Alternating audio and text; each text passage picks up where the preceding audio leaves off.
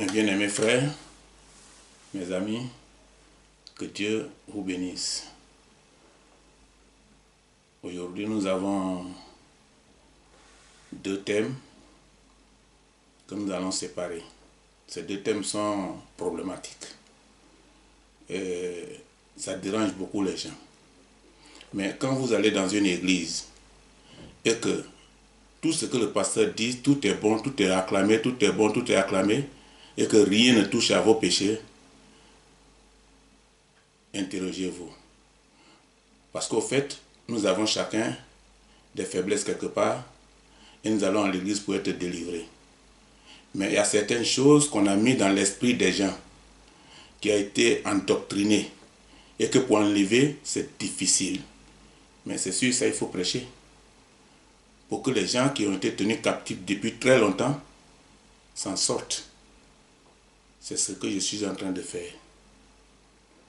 Et le thème que nous allons développer ensemble aujourd'hui, c'est l'anniversaire des morts. Et le deuxième que nous allons traiter prochainement, c'est le purgatoire. Le premier est lié au commerce. Quand vous voyez la fête des morts, c'est un commerce général. Ça a été créé par les Américains. Et tout à l'heure, dans les détails, vous allez voir comment le travail se fait et comment chaque petite société se fait remplir les poches.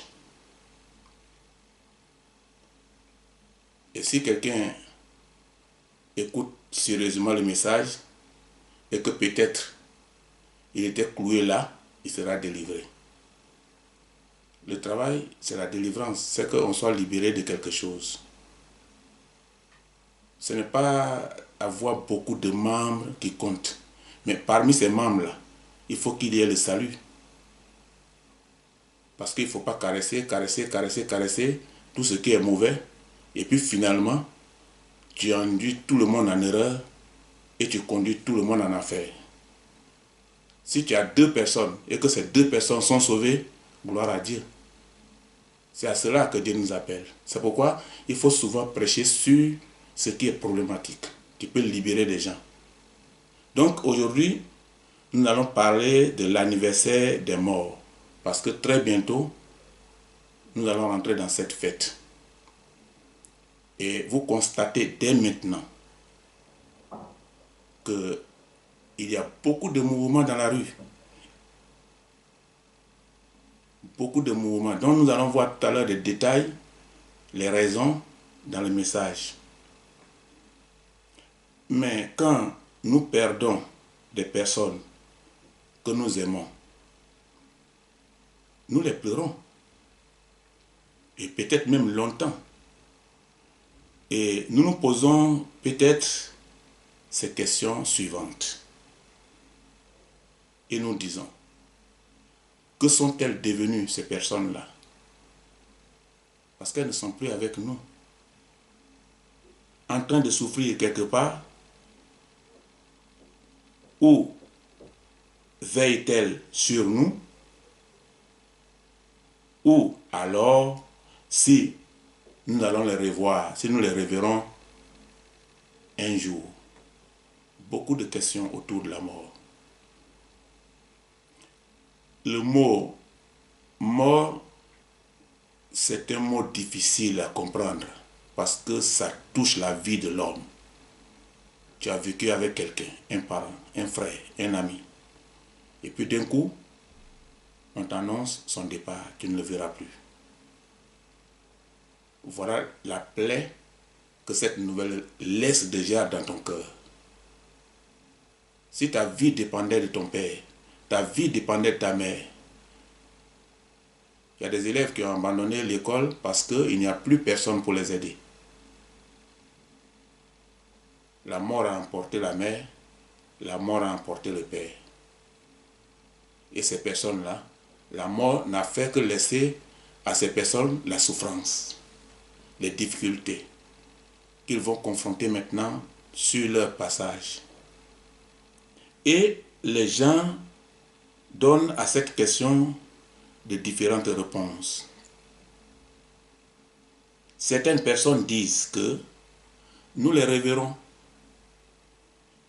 et qu'après la mort, chacun doit rejoindre ses ancêtres. Ça, c'est la philosophie de certaines personnes. Et certaines personnes disent que si quelqu'un fait du bien sur la terre ici, au cours de sa vie, il va aller au paradis. Donc, il se contente de ça, faire du bien pour aller au paradis. Et d'autres disent aussi que les morts ne sont pas morts.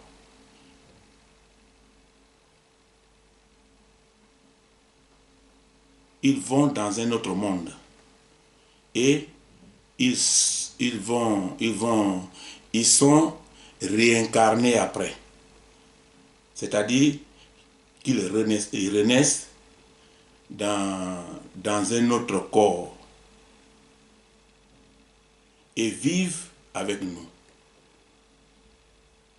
Il y a beaucoup de philosophie autour de la mort. J'ai causé avec quelqu'un, un blanc là,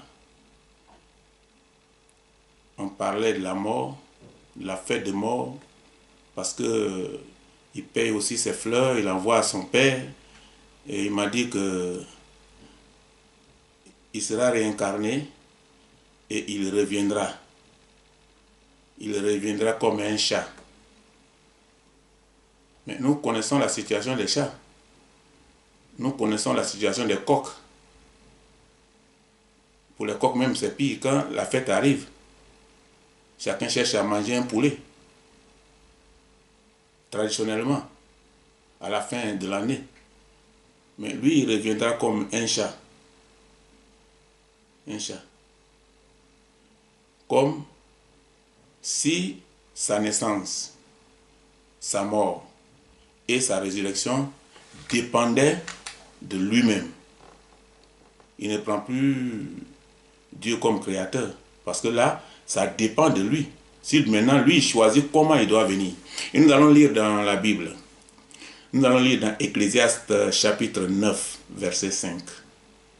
Dans Ecclésiaste chapitre 9, verset 5, la Bible dit: les vivants, en effet, savent qu'ils mourront, mais les morts ne savent rien et il n'y a pour eux plus de salaire, puisque leur mémoire est oubliée.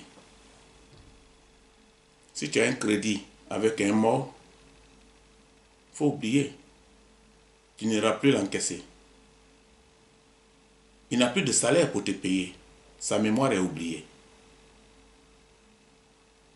Ce n'est plus quelqu'un qui pense même à ses propres enfants, même s'il les laisse dans les conditions difficiles, dont tout dépendait peut-être de lui. Ils sont dans la misère. Donc rien ne dépend de lui. C'est ce que la Bible nous dit. Ici, nous avons besoin un peu de sagesse et de l'Esprit de Dieu pour comprendre le verset. Il y a certaines personnes, dès qu'ils voient seulement le titre du message, ils disent: ah, moi je ne vais pas regarder ça. Justement, c'est ça que Dieu t'envoie pour te libérer de ton problème. Tu luttes déjà. Mais pour lutter et avoir la victoire dans la lutte, il faut lire, il faut écouter. Là où tu as des situations là, c'est là que Dieu va te parler et Dieu va te libérer. Donc c'est comme ça. Laissons de côté notre titre intellectuel, notre responsabilité et notre diplôme, nos raisonnements, pendant que Dieu est en train de nous parler. C'est à cause de notre salut. Et la Bible dit que nous mourrons tous. Selon le verset que nous avons lu, nous mourrons tous. Quand même, nous cherchons à vivre le plus longtemps possible. Personne ne fait son projet sur la mort. Quand quelqu'un a l'argent, il dit: je vais me trouver une voiture, une nouvelle voiture. Je vais changer ma voiture. Je vais construire une maison. Je vais faire un voyage. Et pour les adultères, il dit, je vais marier une deuxième femme, ce qu'on appelle sacoche, qui accompagne le propriétaire partout dans les voyages. Et celle qui a souffert depuis longtemps là, elle est classée, elle est à la maison. On la met de côté. Et on voyage avec sacoche. Mais c'est l'argent qui parle tout ça. Donc, c'est sur ces choses qu'on fait le projet. Personne ne dit, bon, après tout ça là, l'année prochaine je vais mourir. Dites, loin de moi. Parce qu'il ne veut pas. On veut tous vivre un peu longtemps. Si Dieu nous accorde cette opportunité. Mais néanmoins, une réflexion s'impose à nous. Nous nous demandons souvent ce que nous deviendrons après la mort. Parce qu'au fait, autour de nous, nous voyons ce qui se passe. Il y a des cimetières partout. Quand nous allons tout de suite à l'hôpital, regardez, la vie est souvent simple. Prenez un temps, un jour, vous allez devant un hôpital. Et puis vous vous arrêtez à l'entrée de l'hôpital. Vous allez voir des gens bien habillés, des couples, main dans la main. Les gens sont en train de se réjouir. C'est bon, la vie est belle. Et ça donne l'envie de vivre. Même pour ceux qui ont les moyens, quand vous les voyez, vous les enviez. Mais rentrez à l'hôpital, à l'intérieur. Et puis, vous allez visiter l'intérieur de l'hôpital. L'hôpital n'est pas un bon coin. Vous allez voir des gens qui sont malades. D'autres sont nourris par des veines. D'autres sont dans des conditions difficiles. Et vous allez voir tout ça. Mais ça ne s'arrête pas là. Vous continuez un peu plus. Vous allez dans les salles où les gens respirent difficilement. Et vous continuez encore. Vous allez là où il y a les morts. Là où il y a les morts. Et vous allez voir, on vous tire là, ces morts-là pour que vous les voyez. Et vous constatez que c'est des gens qui ne bougent même plus. Donc ça dit que la partie qui fait vivre l'homme en eux est partie. Et quand vous revenez dehors, vous voyez la vie. La vie est normale. Ceux qui sont dehors, ils oublient complètement la mort. Ils ne savent même pas s'il y a la mort. Mais vous venez de voir quelque chose de difficile à l'intérieur. Ça doit vous emmener à réfléchir. Donc, une réflexion est toujours là dans la vie de l'homme. Parce que l'homme n'est pas éternel. Nous allons tous partir. Mais qu'est-ce qu'il va se passer après, quand nous allons partir? Et les jours de fête des morts, nous sommes déjà à la veille, c'est proche déjà. Le vendredi déjà, c'est le premier. Mais les jours des fêtes des morts sont aujourd'hui beaucoup considérés dans le monde. Observons un peu les attitudes des hommes, des gens dans la rue. Hommes, femmes, enfants, toutes générations confondues. On les voit en mouvement. Équipés de seaux, de brosses, de pots de peinture, en direction des cimetières pour honorer leurs parents morts. C'est triste. Mais puisque ça est dans notre tradition, que c'est comme ça que ça doit se passer, et qu'on doit aller pour honorer notre parent, comme les autres sont aussi partis, nous irons. Et quand une femme fait un sacrifice de sa vie, en traversant le village de la mort, pour donner naissance à un enfant dans une famille, mais les membres ne s'organisent pas comme on s'organise quand il y a la mort, pour cotiser de l'argent. Ça ne se fait pas. De même que quand il y a la mort dans une famille, on cotise pour organiser les funérailles, pour honorer les morts. Mais on n'honore pas cette femme qui vient d'ajouter un membre à notre famille. C'est elle qui devait être honorée. Mais souvent même là, même un poulet, on ne paye pas pour lui donner. Mais on honore les morts et on tue un bœuf, on tue un mouton. On dépense des sommes colossales. Souvent, on met des millions pour enterrer quelqu'un. Et on ne donne pas 10 € à celle qui vient d'enfanter. Parce qu'au fait, l'accouchement n'est pas une chose facile. Hein. C'est traverser le village de la mort pour accoucher. Beaucoup de femmes sont restées dedans là-bas. Elles voulaient donner la vie à quelqu'un et leur vie a été sacrifiée. Au moins, si c'était elle qui était honorée, c'est mieux que d'honorer quelqu'un qui est parti, qui nous a laissés dans la tristesse. Mais quand il est question de la mort, les ouvriers de la famille se partagent les chantiers du cimetière. C'est triste. C'est l'occasion de se rappeler du parent mort, mais surtout de lui témoigner respect, amour par l'entretien de sa tombe. J'ai vu quelqu'un dans la ville où je me trouve là, un matin comme ça, très tôt. Et il m'a salué poliment, un monsieur déjà âgé. J'ai répondu, je lui ai dit, mais tu vas où?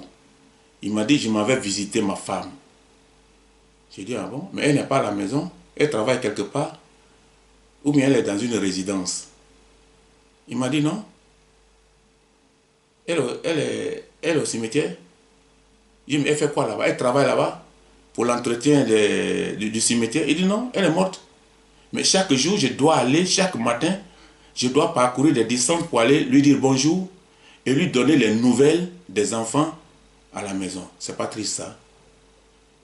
Une femme qui était à la maison, qui préparait pour te donner, qui donnait à ses enfants, qui accompagnait ses enfants à l'école, qui prenait soin de ses enfants. C'est à cette femme-là que tu t'en vas rendre visite au cimetière. Et tu ne la verras pas. Tu verras que ça tombe. C'est pas triste ça? N'est-ce pas nous qui étions de ceux qui pleuraient hier de la disparition d'un parent qui nous coûte, d'un membre de notre famille, et c'est encore nous qui nous réjouissons aujourd'hui en faisant le partage des travaux que nous avons à faire là-bas au cimetière. C'est triste. Vu notre comportement, si nous ne sommes pas ignorants, mais c'est que nous sommes simplement des hypocrites. Parce qu'on ne peut pas pleurer quelqu'un dans la tristesse et puis aujourd'hui aller engager de telles dépenses en faveur de la personne. D'autres même laissent mourir leurs parents pendant qu'ils avaient des moyens. Ils ne leur donnent même pas 5 francs pour aller à l'hôpital pour se faire soigner. Cet argent-là, ils ont ça, mais ils ne donnent pas. Ah, vraiment, j'ai vu l'habit là même là, c'est un offert. Et c'est ça, on pense à ça, on rêve à ça. Si je ne porte pas ça, c'est que ce n'est pas moi. Ça là, robe là, je dois porter. Costume qui est là, même si c'est cher là, je vais payer. Pendant que le parent est en train de souffrir, et réellement souffrir, prêt à mourir. Et quand il meurt, l'argent qu'on ne lui a pas donné pour aller à l'hôpital, là, on commence à cotiser. Après lui. À quoi ça sert? C'est quand ton parent est malade, il faut te sacrifier. Il faut te battre. Il faut lui donner une opportunité. Si Dieu le permet, et que la personne revient à la vie, mais Dieu va te récompenser. Parce que tu as apporté assistance à quelqu'un qui était dans le besoin mais qui n'a pas les moyens. Et grâce à tes 10 euros que tu lui as donnés, ou à tes 10 000 francs CFA que tu lui as donnés, il est resté dans la vie avec toi. Ça a une bénédiction. À la tombée de la nuit, par exemple du 1er novembre, mais les tombes sont ornées de fleurs et de leur plus belle lumière. C'est ce que vous allez constater. C'est orné de fleurs et de leur plus belle lumière. Ça se passe dans toutes les villes et de tous les pays. Mes amis, mes bien-aimés frères et sœurs, cette fête est en réalité en contradiction avec l'évangile. C'est de l'idolâtrie. On adore la mort. Et adorer la mort, c'est de l'idolâtrie. C'est Dieu seul qu'on peut adorer. Tout ce que tu adores en dehors de Dieu, que ce soit fétiche, que ce soit la mort, c'est de l'idolâtrie. Tu deviens idolâtre sans te rendre compte. Et si nous sommes de cette classe de chrétiens, entre Christ et l'idole, mais nous pouvons avoir plusieurs Bibles à la maison. On peut avoir plusieurs Bibles dans nos maisons. Mais, si elles ne sont pas consultées, elles ne sont pas méditées pour chercher à découvrir la vérité qui sauve le pécheur, alors nous demeurons païens. Parce que le rôle de la Bible, c'est pas avoir une grosse Bible et puis garder à la maison. Et puis le matin, dimanche, là, quand on veut aller à l'église, on a l'air poussé dessus, on tape. On ne sait même pas le contenu. Il y a des chrétiens qui ne savent même pas le contenu de la Bible. Parce qu'on ne leur apprend pas ça. Quand ils vont dans une église, ils ne cherchent pas à savoir pourquoi ils vont à l'église. L'église n'est pas un lieu de promenade. L'église n'est pas un lieu où on va quand on n'a rien à faire à la maison. L'église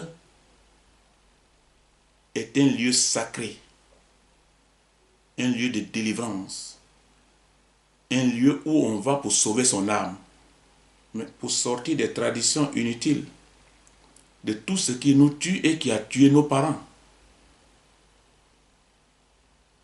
Si elles ne servent pas à notre délivrance, les Bibles, elles ne sont rien d'autre que les livres ordinaires. C'est ce que nous devons savoir de la Bible. Les livres ordinaires, ça nous rend intellectuels. Mais la Bible ne se comprend pas comme le livre ordinaire. Hein.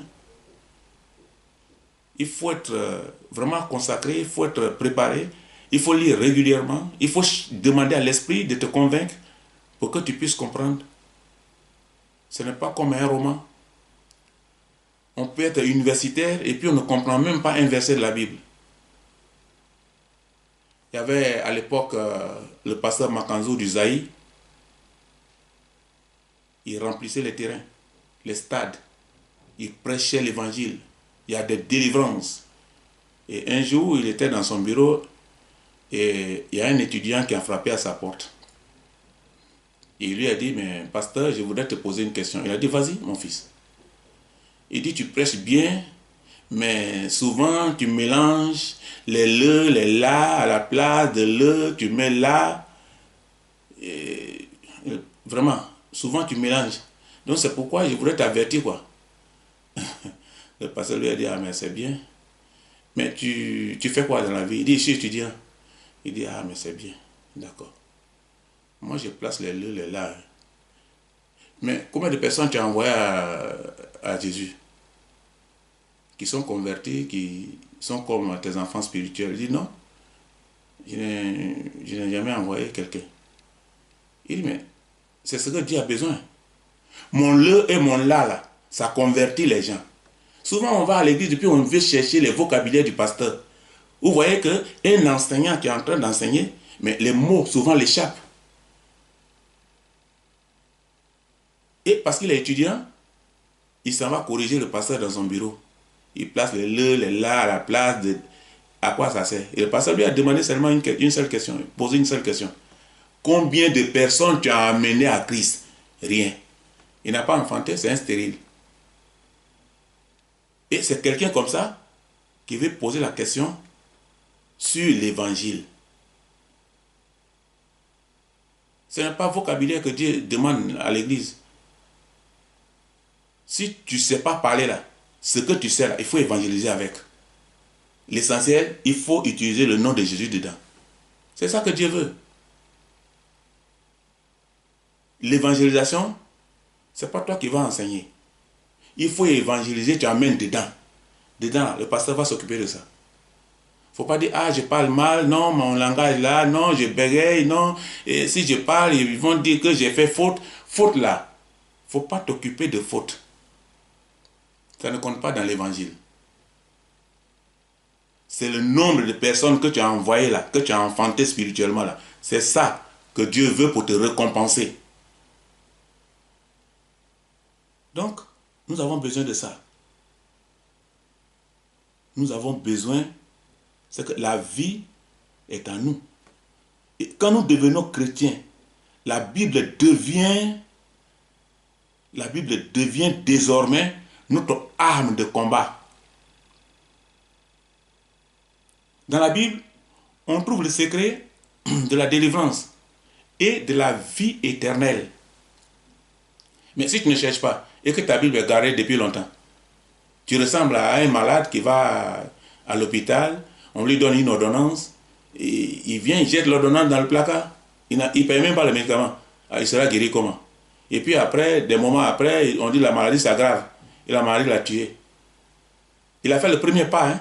Il est allé à l'hôpital, et on lui a donné les ordonnances. Il lui restait 2 pas. Prendre l'ordonnance, envoyer à la pharmacie, payer. Et puis maintenant, les consommer pour lutter contre le mal qui le dérange. Mais toi, tu ne fais pas. Tu as fait le premier pas, tu es parti à l'église. C'est tout. Tu as payé une Bible là-bas. Ou on t'a donné une Bible là-bas, quelqu'un qui t'a invité. Et la Bible là, tu n'ouvres même pas pour chercher à te délivrer de certaines choses. Alors, tu seras délivré comment? Il y a des gens qui prennent seulement un seul verset pour s'attaquer aux gens. Un seul verset. Quand tu prends un seul verset, tu lis là. Continue de lire. Lis tout le passage. Tu vas comprendre mieux le verset. Un seul verset ne peut pas te convaincre. C'est ça. Et d'autres disent, non, Timothée, voilà, Paul dit, bon, on n'a qu'à boire un peu de vin, tout ça là, ça donne quoi? Un seul verset. Un seul verset ne peut pas t'aider. Il faut lire le contenu où se trouve le seul verset là. Tu comprendras mieux ce que la Bible voudrait dire. Donc voilà, il nous faut ça. C'est notre livre de combat, c'est notre arme de combat. Et si tu as la vie en toi, la vie spirituelle, mais c'est que la vie doit dominer la mort. La vie doit dominer sur la mort. Et si tu peux plus être sous le pouvoir de la mort, mais la mort va te dominer. Sinon, à partir du moment où tu as la vie en toi, quand la vie et la mort se rencontrent, c'est la vie qui domine sur la mort. Si tu as accepté l'évangile réellement, que tu es converti, tu as la vie en toi. Mais pourquoi encore tu t'en vas te soumettre à la mort? Quand Jésus a parlé aux femmes là, quand les maris étaient en train de chercher Jésus là, Jésus leur a dit quoi? Pourquoi cherchez-vous celui qui est vivant parmi les morts? Mais toi qui dis que tu as la vie en toi, mais c'est toi qui es toujours au cimetière. Je connais un compatriote qui me dit, chaque année, je parle à mon père et je lui dis de me venir en aide. Et je m'en vais souvent, je prends des collages, j'envoie à papa, il dit, papa, ça c'est pour toi. Mais j'ai vu ici les gens aussi qui font la même chose. Des blancs aussi. Et ils amènent, il y a un qui m'a dit, il n'y a pas longtemps, il m'a dit, mais avant là, on amenait des fleurs qui périssaient rapidement, mais cette année là, on a payé au moins en caoutchouc. Comme ça, le soleil ne va pas dominer et papa sera content. Mais celui qui me parle là, c'est un responsable d'une société. Et c'est lui dont son père sera content avec les fleurs qu'il va lui laisser au cimetière. Mais pourquoi il n'invite pas son père à la maison? Pourquoi il ne l'invite pas au café avec les moyens qu'il a? Et c'est au cimetière qu'il lui envoie des fleurs pour laisser. Souvent, il y a un peu d'ignorance que nous avons souvent dans ce que nous faisons. Mais on ne fait pas trop attention. On parle, c'est traditionnel, c'est la tradition qui dit, c'est des choses comme ça que la tradition réserve à nos parents. Mais ça là, c'est une société mondiale qui a été créée par les Américains. Et ça fait marcher des petites sociétés. Depuis une semaine, ceux qui payent la peinture pour peindre le tombeau, ceux qui ont payé les seaux, ceux qui ont payé tout ce qu'il faut, ceux qui ont payé des fleurs, ceux qui ont fait des photos. Il y a plein de choses qui marchent dans cette histoire. Donc c'est créé comme ça. C'est pourquoi on appelle mondial, international. Tout ce qui est international, il y a un intérêt derrière. Le monde ne fait rien gratuitement. Il y a toujours un intérêt, ce qui est international. Et c'est un marché qu'on développe et qui fait marcher des petites sociétés pour un seul jour. Donc toute une semaine sera occupée. Et les magasins vont se vider. Voilà. Voici donc souvent le secret que nous ne cherchons pas à comprendre. Et tu es sous le pouvoir de la mort. Et te préoccuper par les travaux du cimetière. Que d'être préoccupé par les enfants que ta femme t'a donné, si tu en es, si Dieu vous a donné des enfants. Que d'être préoccupé par quelqu'un qui est malade dans ta famille, qu'il faut l'aider. Par un enfant qui n'a pas les moyens pour aller à l'école parce que son père est décédé, qu'il faut lui donner un coup de main pour avancer. Mais cet argent-là, tu ne donnes pas. Hein? Mais le jour de l'anniversaire des morts, cet argent-là, ça sort de ta poche. J'ai prêché ça une fois et il y a beaucoup qui sont partis. Parce qu'ils venaient d'arriver tout fraîchement de l'église catholique. Mais après, d'autres sont partis, ils ont réfléchi, le Saint-Esprit les a convaincus, ils sont revenus se repentir. C'est ça. Moi, j'ai fait mon travail. Si maintenant, tu veux partir parce que je t'ai dit la vérité, mais c'est bon. Si je ne t'ai pas dit la vérité, je suis coupable. S'il y a 2 personnes qui vont au ciel, parce qu'ils ont compris, parce qu'ils ont fouillé, parce qu'ils ont trouvé la vérité, et ils se sont débarrassés de ce qui les liait, gloire à Dieu.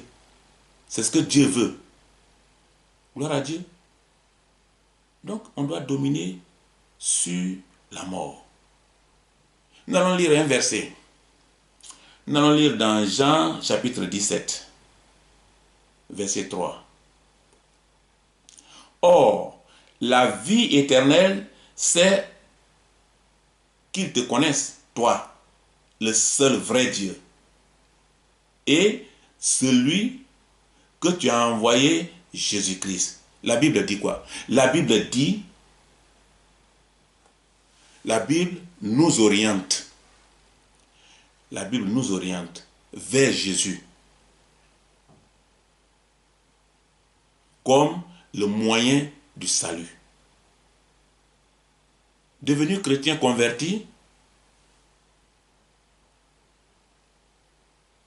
la lecture de la Bible nous fait découvrir les promesses de Dieu. en Jésus-Christ. Notamment celle de la vie éternelle. C'est ce que le verset nous a dit. Mais si tu ne cherches pas à comprendre, tu ne vas pas comprendre. Il faut interroger Dieu si tu ne comprends pas les versets. Le Saint-Esprit te viendra en aide. Dieu n'abandonne jamais quelqu'un qui est intéressé à sa parole. Plus tu t'approches de Dieu, plus Dieu s'approche de toi. Plus tu te retires de Dieu, Dieu recule.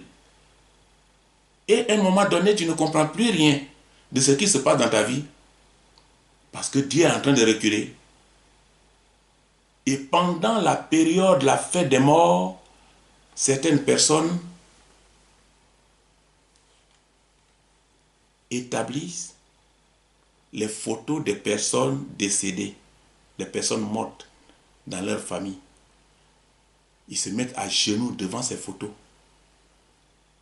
À genoux. Pour invoquer l'esprit de la personne sur eux. Parce qu'elles croient demeurer à l'ombre de la personne.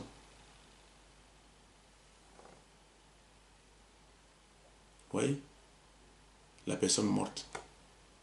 Et être protégé par cette personne-là. Mais si une mère peut laisser un bébé et elle meurt, et elle n'est pas à mesure de venir à l'aide de ce bébé, mais c'est que c'est une mauvaise maman. Si un père qui a désiré avoir des enfants et que Dieu lui en a donné, et les enfants la vont à l'école, et il les a laissés mineurs, il est parti, et il ne peut pas leur venir en aide, mais c'est que c'est un mauvais papa. Mais c'est parce que simplement il n'a pas ce pouvoir-là. S'il avait ce pouvoir-là, le jour où la mort est venue le chercher, il va dire à la mort, je ne vais pas, hein, parce que mes enfants sont petits encore. Mais il n'a pas ce pouvoir. La mort connaît toutes les directions. La mort connaît le magasin. Si tu veux, il faut te cacher dans un magasin. La mort connaît le sous-sol. Si tu veux, il faut te cacher au sous-sol. Si tu veux, il faut aller dans l'eau. La mort connaît toutes les directions. La mort va te trouver là-bas. Si tu veux là, mets-toi dans ta voiture au garage, en bas de l'immeuble. Là-bas, là, la mort viendra te trouver. La mort connaît l'adresse de chacun. C'est pendant que tu es vivant là que tu dois chercher la vie éternelle. Sinon, la mort connaît la direction de chacun. Et c'est ça qui est souvent que nous devons chercher à comprendre. Et c'est ce que nous avons vu dans la partie de la Bible. La Bible nous parle. Donc, pendant la période de fête, voici ce que font certaines personnes. Ils s'en vont s'agenouiller devant les photos. Et ils pensent qu'ils sont protégés par le mort. Mais la mémoire que l'homme fait pour un mort, ou le souvenir que l'homme a pour un mort, en l'adorant, mais c'est un acte abominable. C'est un acte abominable devant Dieu. Parce que ce phénomène provient du diable. Pour convaincre l'homme de l'existence des morts parmi nous. Une fois, on était à Barcelone. On avait un compatriote qui était mort il y a quelques années de cela. Et nous sommes arrivés, nous sommes allés rendre visite. Et lorsqu'on a tout fini, on était assis là dans son salon, dans le salon de sa femme, parce que lui-même il n'est plus là. Et puis, il y a un soi-disant prêtre qui avait la parole. Et il était en train de consoler la pauvre dame avec sa fille. Madame, si vous entendez un bruit ici dans cette maison, n'ayez pas peur, c'est ton mari. Il est avec vous. S'il y a un enfant, l'enfant est malade, parle avec lui. Il est ici. Mais des choses comme ça qu'il était en train de dire à la femme. Et il y a un qui s'est levé, il m'a dit, mais c'est pas nous qui sommes habilité à prêcher, mais écoutez, c'est pas bon ça. Il s'est levé, il a dit, mais nous avons notre responsable ici, on voudrait qu'il ait un mot à dire. Et le prêtre est parti s'asseoir. Moi, j'ai dit, monsieur le serviteur de Dieu, c'est bon souvent de dire la vérité à quelqu'un. Ce que tu as dit là, c'est pas bon. Maintenant, s'il y a les lézards qui bougent dans la maison ici, il y a une souris qui bouge ici, mais la femme là, elle va avoir peur. Parce qu'elle va se dire que son mari est là, son mari est arrivé. Parce qu'elle ne peut pas bien dormir. Il ne faut pas lui dire des choses comme ça. Dis-lui que son mari est mort. Qu'elle fasse un effort pour s'occuper de l'enfant. Il dit non, moi là, comme... Bon, moi quand j'ai un besoin, je demande à mon papa, il me donne, ton papa il est à la maison. Il m'a dit non, il est mort. Et mais pourquoi il est mort? Et puis c'est où tu demandes. Il vient comment pour te donner? Il faut dire la vérité à cette femme-là. Souvent, on traite mal l'évangile et ça fait perdre les gens. C'est pas normal. Il faut dire la vérité à quelqu'un. Regardez, prenez souvent un simple exemple. Quand l'heure de manger arrive là, nous nous retrouvons tous autour d'un plat, membres de famille. C'est le moment de souvent régler des petits litiges, des petits problèmes qu'on a eu au cours de la journée. Et puis bon, on se partage un peu les problèmes, les difficultés. Et puis bon, on fait des plaisanteries, on rit, et puis la famille est contente. C'est là qu'on règle souvent les petits problèmes. Mais quand il y a une chaise qui est vide, on interroge, on appelle, mais tu es où? Qu'est-ce qui se passe? Mais, quand le père meurt et qu'il est dans une chambre qu'on n'a pas encore enlevée, quand un enfant vient là, oh non, non, non, il ne faut pas aller là-bas. Il ne faut pas aller là-bas, là-bas c'est pas bon. Là-bas il y a un cadavre, le père a changé de nom. Avant on lui dit, va appeler ton père, on va manger. Mais maintenant là, on lui dit, il ne faut pas rentrer là-bas parce qu'il y a un cadavre. Mais ça veut dire qu'il n'est pas parmi vous. Pourquoi il ne vient pas manger? Pourquoi on interdit l'enfant de rentrer? Parce qu'il n'est plus parmi vous. Si tu veux le garder, il faut le garder pendant 10 jours. Il va sentir. Il va contaminer toute la maison. Ce qui est en nous, qui nous fait parler, qui nous fait réfléchir, qui nous fait marcher, qui fait qu'on peut aller au travail, qui fait qu'on peut faire ce qu'on veut là, c'est parti. Il n'y en a plus. Et quand ça c'est parti là, ce qui reste là, c'est le corps vide.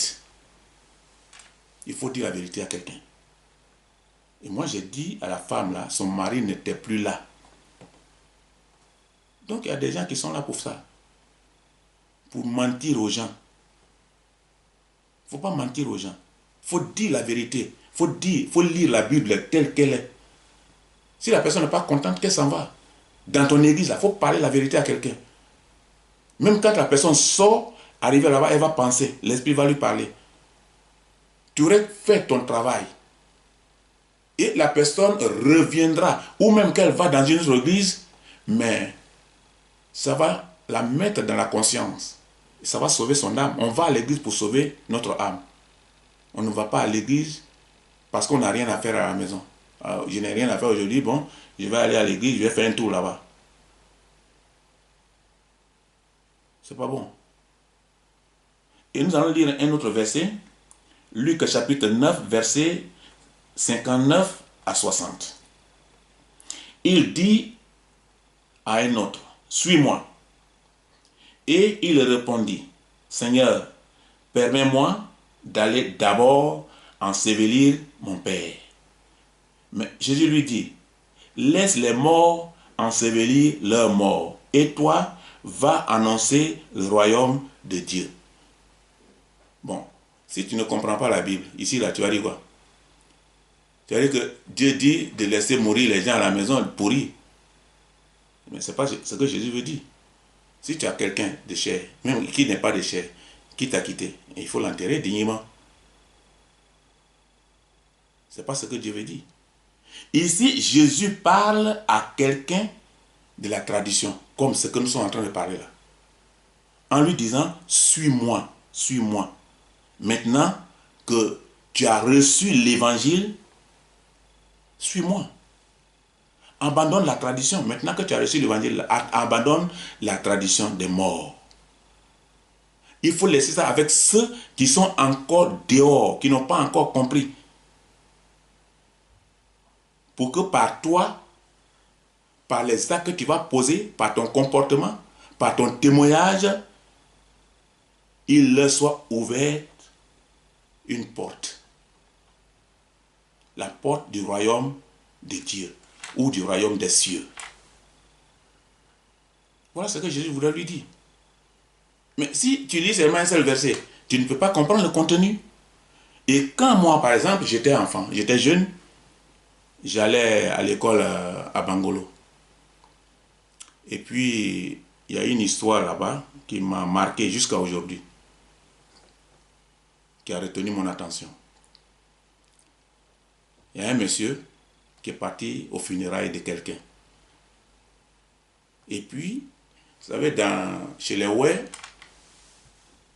le funérail est très important. Et puis, il est parti, il dit qu'il n'a pas été bien reçu. Et il était en train de dire, quand nous revenons de l'école, on l'a vu, pendant qu'il se plaignait, il dit, vraiment, j'ai été mal reçu ici dans votre famille, quand je suis venu au funérail ici. Mais vous allez voir, moi aussi là, quelqu'un va mourir chez moi là-bas bientôt. Et quand quelqu'un va mourir là, vous allez venir, vous ne serez pas bien reçu. Je vais vous recevoir mal comme vous l'avez fait pour moi. Ah, mais il ne parle pas de lui, hein. Ça, c'est un sorcier. Il ne parle pas de lui. Il ne va pas dire qu'il va mourir, les gens vont venir. Il dit quelqu'un. Donc ça veut dire que bientôt il va tuer quelqu'un pour que les gens viennent aux funérailles, pour qu'il se venge. Voici ce que la tradition réserve. Dans les funérailles où on tue les bœufs, là, ce n'est pas le bœuf qu'on tue. Ça, c'est ce qui est physique. Mais ça se termine toujours par la mort de quelqu'un. Parce que le diable ne mange pas quelqu'un directement comme ça. Il faut le transformer. Donc, il n'y a pas ce genre de funérailles simples. Donc, ce genre de tradition-là, où on tue et puis quelqu'un meurt là. C'est ça qui nous donne bénédiction. C'est ça qui fait qu'on sort beaucoup d'argent. Il faut sortir l'argent quand ta femme accouche là. Il faut l'aider. Il faut lui faire plaisir. Parce qu'un membre vient de rentrer dans votre famille. Il y a une famille des Blancs qui m'ont une fois invité ici. Cette famille, une famille qui m'a invité. Je suis parti là-bas avec mon épouse. Et quand on est arrivé, je leur ai dit, mais quel est le but de notre fête d'aujourd'hui alors, où vous nous avez invités? Parce qu'on partait dans la même église, avant que je ne sois indépendant. Et ils ont dit, ah, mais notre frère, là, sa femme est enceinte de 2 semaines. C'est ça, on va fêter. Il dit, ah, 2 semaines. Il dit, oui, on va fêter. Mais quand on est quitté là, on a fêté, hein? On a bien mangé là-bas. Mais 2 semaines, elle n'a pas eu ses règles. Donc on fête déjà l'arrivée d'un enfant. Mais c'est ça, c'est beau. Parce qu'eux, ils considèrent déjà que l'enfant est là. Et pendant que d'autres sont en train d'avorter, pendant que d'autres sont en train de tuer pour eux, tu tues pour toi, et puis maintenant quand pour quelqu'un d'autre vient au village, là, tu lui demandes 1000 francs. Ce que ton enfant te donnait en plus. Donc, ce monsieur-là, quand il a dit ça, là, ça m'a attristé. Il dit, les gens viendront, vous allez venir un jour, quelqu'un va mourir chez moi là-bas, vous allez venir aussi. Voilà, voilà un sorcier qui parle. Voilà un sorcier qui parle. Donc, les morts sont bien morts et ne ressentent plus rien. Ils sont morts. Ils ne sont plus conscients. Ils ne sont plus conscients des prières qui leur sont adressées, ni les plaisirs et les cadeaux dans les cimetières. Ça ne les intéresse pas. Si tu veux, il faut laisser ce que tu veux. 10 kilos de fleurs. Ça ne lui dit absolument rien. Et s'il voit ça, il n'est même pas là. Il faut casser le tombe là. Tu vas voir ce qu'il y a dedans. C'est les os. Pourquoi on s'en va se mettre devant les eaux là? On se met à genoux et on demande que la personne nous vienne en aide. Pourquoi? Quelle aide il va te donner? Quel pouvoir il a? Et puis il est parti. Hein?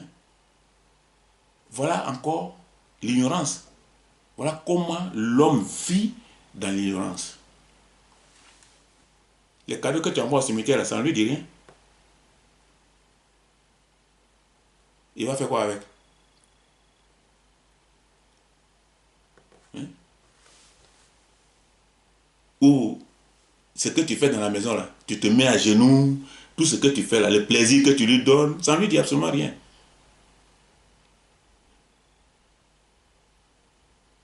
Ils ne font plus attention. Ils ne font plus attention ni à tout ce que tu apportes ou à tout ce que tu penses faire pour eux. Ils ne font plus attention, ni apprécient le matériel que nous apportons à leur tombe. Il va apprécier comment? Il ne voit pas. Il n'est pas au courant même que tu es en train de faire des grimaces là. Ce que tu es en train de faire là, c'est des grimaces. Il ne sait même pas, mes amis. Prenons les choses au sérieux. Il ne sait même pas ce que tu es en train de faire et ce que tu as apporté. Que ce soit de qualité, ce n'est pas de qualité, ce n'est pas son affaire. Et pour le véritable chrétien, il doit s'attacher à la doctrine biblique du salut. La prière en faveur des morts n'a pas sa place dans sa vie pour un chrétien converti. Aucune base biblique ne soutient cette doctrine. Il n'y en a pas. Ce n'est pas écrit dans la Bible. Car ce sont des coutumes païennes. L'invocation d'esprits ou des esprits, des défunts, tout ça là, ce sont des choses qui ne viennent pas de Dieu. Donc, en conclusion, mes chers amis, le souvenir que nous pouvons retenir de nos parents décédés ou disparus pendant qu'ils étaient encore parmi nous, c'est leur existence. Parce qu'ils ont existé avec nous. Ils étaient parmi nous. On a mangé ensemble. Ce sont leurs actions, leurs enseignements, qui n'ont rien à voir avec leur capacité de faire quelque chose pour nous à partir de leur tombe. C'est faux. Souvent, quand tu prêches ça, ça fait fâcher les gens, mais moi, je voudrais que vous preniez le temps pour vous interroger vous-même. Est-ce que c'est normal? C'est pas normal. Voilà, nous allons nous arrêter là aujourd'hui, mes bien-aimés frères. Et nous avons deux thèmes que nous allons développer. C'est un peu dur, c'est difficile de quitter la tradition. C'est ce que la tradition réserve à nos parents. C'est difficile parce que c'est ancré. Ils ont plombé chez d'autres. C'est difficile. Il y a une fille qui est sortie de mon culte. Non, non, moi je vais adorer mes parents. Moi je vais adorer mes parents. Mes parents là, moi je vais les adorer. C'est eux qui m'apportent le bonheur. Mais j'ai dit, mais d'accord. Moi je parle ce que j'apprends de la Bible. Si tu veux adorer tes parents, je ne vais pas t'empêcher d'adorer tes parents. Mais est-ce que chacun de nous ne va pas mourir? Mais les inconvénients, il n'y a pas d'avantage. Cherchons plutôt à développer notre esprit dans l'évangile et à chercher à comprendre ce que nous faisons, pourquoi nous allons à l'église. Et même quand nous ne sommes pas chrétiens, quand nous écoutons des choses comme ça, réfléchissons un peu à nos parents, les difficultés qu'ils nous ont laissées, les problèmes dans lesquels ils nous ont laissés, des crédits qu'ils nous ont laissés. Et pour terminer, je vais vous donner le témoignage de quelqu'un. Un capitaine de police, il est de mon village, il vit à Abidjan. L'autre jour, il m'a appelé Il m'a conté une histoire très triste. Il a 3 enfants seulement. Les 3 enfants, à chaque fois qu'un enfant rentre à l'université, il meurt. Et les 3 sont morts. Mais les crédits qu'il a pris à la banque pour soigner ces enfants-là, jusqu'à aujourd'hui, il continue de payer. Les enfants ne sont plus là. Qu'est-ce que la mort lui a apporté? La tristesse. Il est un peu âgé que moi. Il ne peut plus faire les enfants. Il ne peut plus recommencer la vie à zéro. C'est le souci. Mes amis, restez dans la conscience de la Bible. Que Dieu nous bénisse. Nous allons voir, ne fuyez pas, hein, nous allons voir l'autre côté, le purgatoire. Ce domaine-là, c'est un domaine, c'est pour voler les gens sous la couverture de la religion. Mais je vais vous détailler, vous allez comprendre. Moi, on m'a envoyé l'argent ici, j'ai refusé pour prier pour un mort. Moi, je ne prie pas pour un mort. Hein. Et la personne qui m'a envoyé l'argent, j'ai refusé là. La personne pense que moi je suis contre son père. La personne est partie de mon église. Parce que la personne devait terminer l'année. Et à la fin de l'année, il m'a dit, bon, on prie toujours pour mon papa. Il y a un prêtre qui prie pour mon papa. Et je paye 200 € ou 300 € par an. Et non, moi je ne prie pas pour un mort.